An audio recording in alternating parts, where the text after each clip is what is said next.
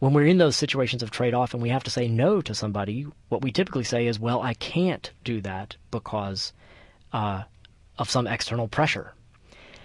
And what Sartre does is take that excuse away from you and point out that the external pressure really is your choice to put a certain value on the other commitment that's interfering with the thing that you're giving up.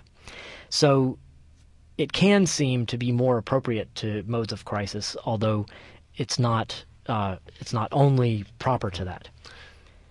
And I think this answers a little bit the second question to a certain extent, only in the sense that if human consciousness is not of the order of things, if it's something that is a nullity, if it's that whole that is placed at the center of the world, out of which one can negate what is, one can imagine alternative worlds, it would become the source of freedom from determination. And that if consciousness were not this thing of a completely different order than existent phenomena, then the conditions of human freedom and of human action and self-determination would not exist.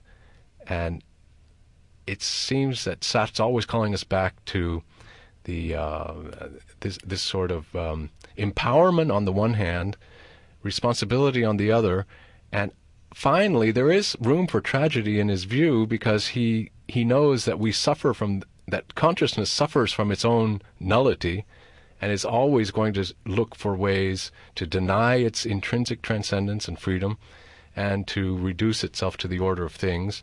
And it is doomed to failure in all of those attempts, but it seems that history is a long, endless series of repetitions of this futile attempt for the in itself to, for the for itself to reduce itself to the status of the in itself.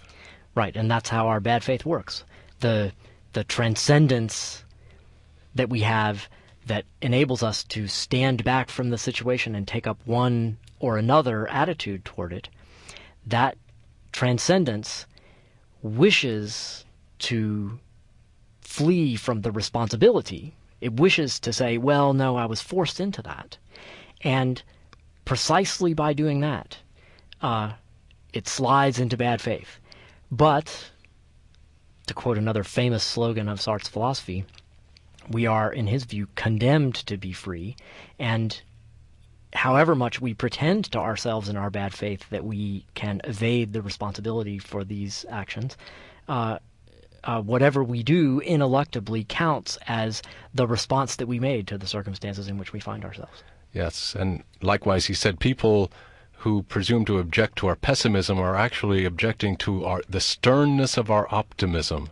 So we'll leave it there. We've been speaking with Professor Lanier Anderson from the Philosophy Department here at Stanford on Entitled Opinions.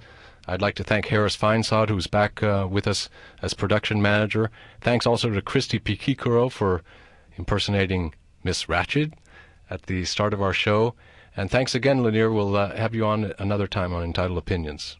Thank you.